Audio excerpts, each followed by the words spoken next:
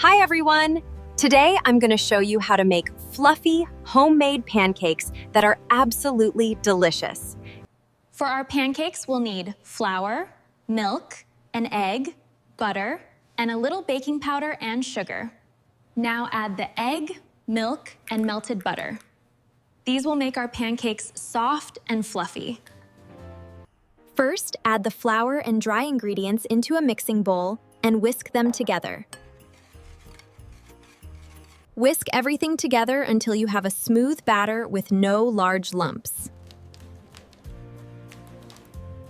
Pour some batter onto a warm pan and cook until bubbles appear. Then flip it over and cook the other side until golden brown. Stack your pancakes while they're warm and add a little butter on top. And they're ready! Soft, fluffy, and absolutely delicious. Enjoy your homemade pancakes.